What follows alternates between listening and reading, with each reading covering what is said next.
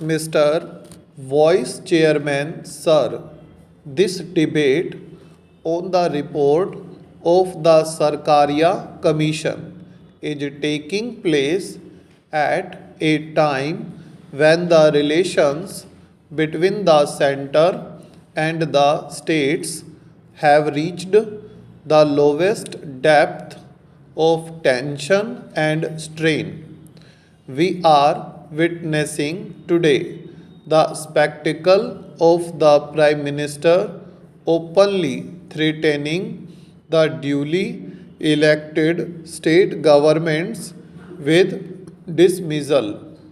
The central ministers, on their visits to the states, are making provocative statements against the chief ministers and the state governments.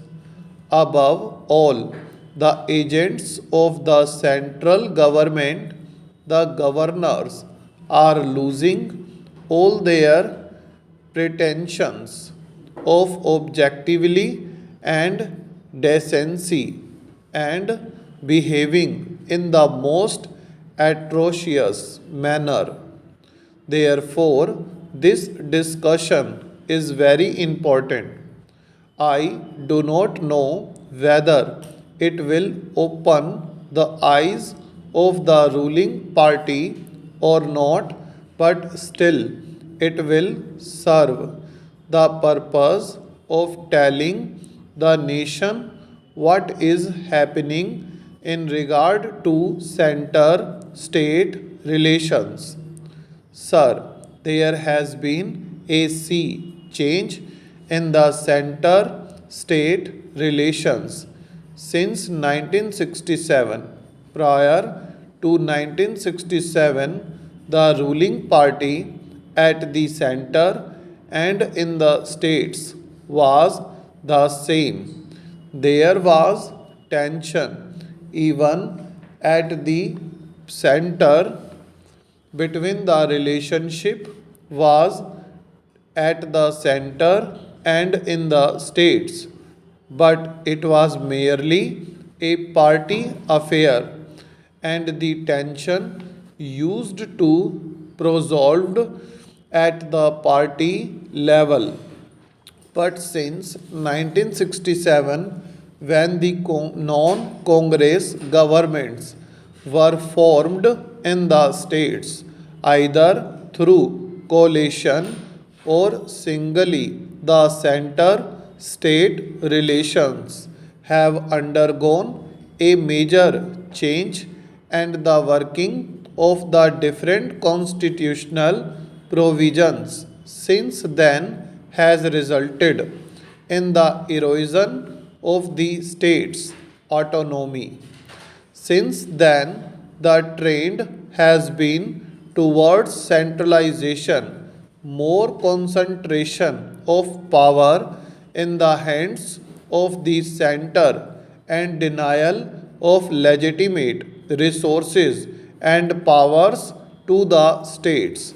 Then, where the non Congress parties formed government in the states, these governments, as well as the political parties in opposition, have been demanding a complete review and restructuring of the center state relations, and they demanded that the center state relations be restructured in such a manner as to ensure cooperative federalism to which we are committed.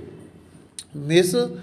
Gandhi appointed this commission in 1983, and even after the appointment of the commission, the center has stopped needling the non Congress governments. We are aware how legitimately elected governments in Sikkim, Jammu and Kashmir, and Andhra Pradesh were dismissed in 1984. The Sarkaria Commission labored for several years and submitted its report in October 1987. I must say at the beginning that we are not fully satisfied with the recommendations of the Sarkaria Commission because this commission appeared to be obsessed with a pro-center attitude and also reluctance to recommend major constitutional changes within the provisions of the Constitution. Within the existing structure, they tried to do some tinkering and suggested some cosmetic changes. But whatever suggestions have been made, some of them are good and can be implemented straightway. On an analysis, I could find that out of the major recommendations which the Commission has made, 130 can be accepted straightway by the states. I do not mean that the center would accept them, but from the states' side, we can say that these are acceptable. In regard to other recommendations, we have some suggestions, we have some modifications to suggest. The state governments have been asked to give their opinion. Some of them have already given and some are yet to give. But I do not know to what extent the center is giving any importance to this commission or its report. Even after 1 year, the government is acting completely against the recommendations of the Sarkaria Commission. At least in the case of one recommendation, it is very blatant that this is with regard to the appointment of governors. The Sarkaria Commission has clearly recommended that active politicians belonging to the ruling party should not be appointed as governors in the states ruled by the other parties. Even while the Sarkaria Commission has laid down definite guidelines as to how the governors should function, how they should be disciplined, and how they should adhere to certain norms. The central government is reluctant to advise the governors to act accordingly.